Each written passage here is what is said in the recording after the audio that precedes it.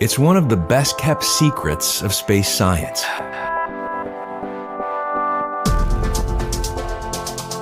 For transporting ambitious and hefty scientific experiments to near space.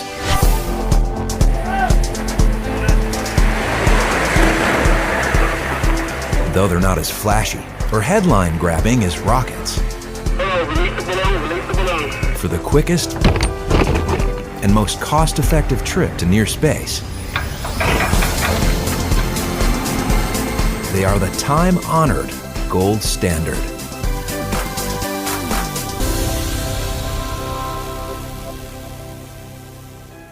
No organization launches more scientific balloons than NASA's Columbia Scientific Balloon Facility in Palestine, Texas. Managed by Orbital ATK for the NASA Balloon Program Office, headquartered at Wallops Flight Facility. Since 1963, CSBF has launched more than 2,600 balloons from locations all over the globe for NASA research centers, universities, and international science groups. The scientific balloons they use are made of a super thin polyethylene film that is 0.02 centimeters thick. They can fly payloads that weigh up to 8,000 pounds, 130,000 feet high. Due to the natural difference in density between the helium gas used to fill them and the air, they expand to volumes of up to 40 million cubic feet. That's large enough to fit a football stadium inside.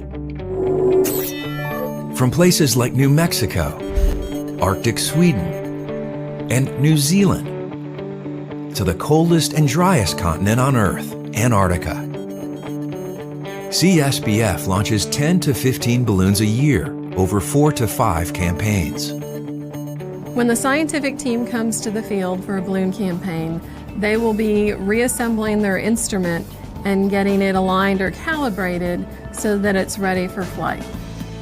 CSBF provides and integrates telemetry and command, balloon control, and ballast systems for each science payload. So the idea is they come, they put their system together, we do a compatibility test to make sure that our electronic systems there's no interference between the science systems and our control systems.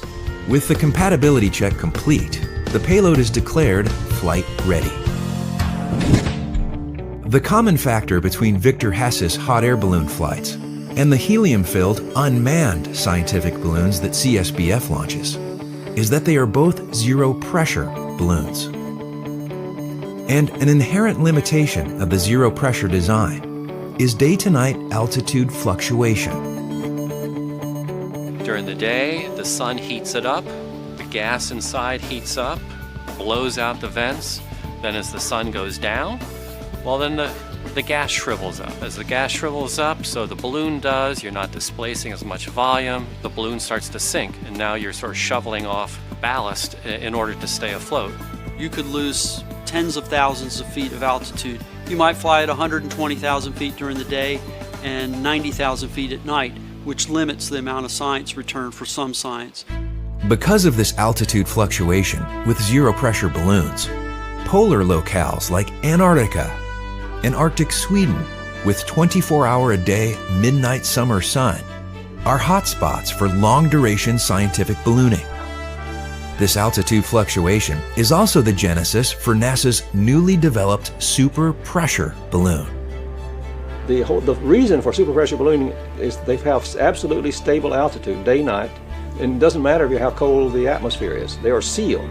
So your shape is always the same, you always displace the same amount of air, and therefore you have the same amount of buoyancy all the time. When it comes to launching a scientific balloon, all responsibility for the payload, rigging of the flight line, and the launch itself belongs to the Columbia Scientific Balloon Facility. Whether a super or zero pressure balloon that is being launched from New Mexico or Antarctica, the rigging of the flight line is essentially the same.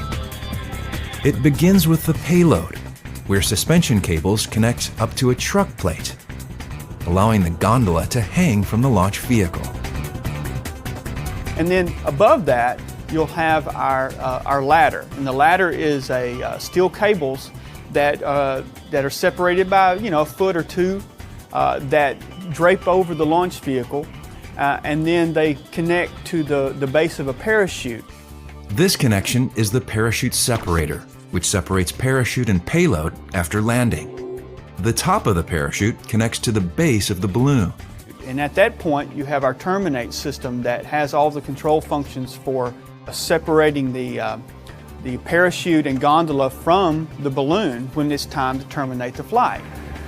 Parachutes range from 46.5 to 159 feet in diameter, and from 200 to 750 pounds. The bigger the payload, the bigger the parachute. The same can be said for balloons. On the small side, you have a 4 million cubic foot balloon, and we fly up to a 39 million cubic foot balloon. On a smaller balloon, inflation takes anywhere average around 20 minutes. Then we have the larger balloon, the inflation actually can take up to like an hour and 15 minutes. Release the balloon, release the balloon.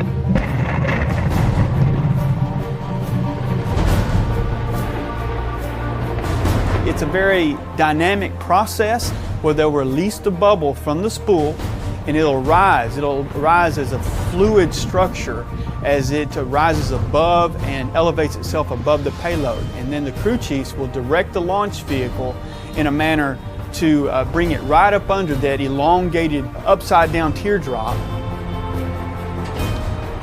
The 10 seconds at that moment is what makes the whole year and the whole preparation for everybody.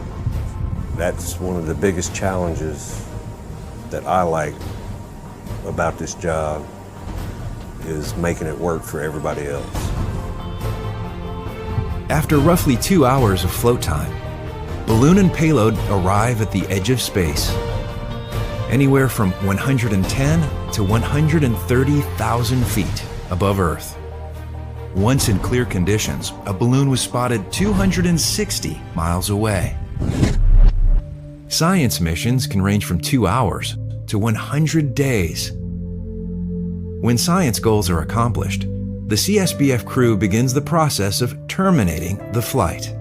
We typically file what we call a prior to descent notice with the FAA, kind of let them know that we're thinking about terminating about an hour prior to a certain specified time. This is choreographed with NASA's safety analysis data that shows the crew where the balloon and payload can safely be brought back to Earth. When safety criteria is met, a telemetry command is sent, firing an explosive squib that separates parachute and balloon. It also triggers a tear in the balloon, releasing the helium gas. In 50 minutes to an hour, balloon and payload are safely back on the ground. So we recover both items because we don't want to leave a footprint of NASA having been there. We take everything that we drop in out. It's important from the science perspective also that they can refurbish and refly the instrument many times in some cases.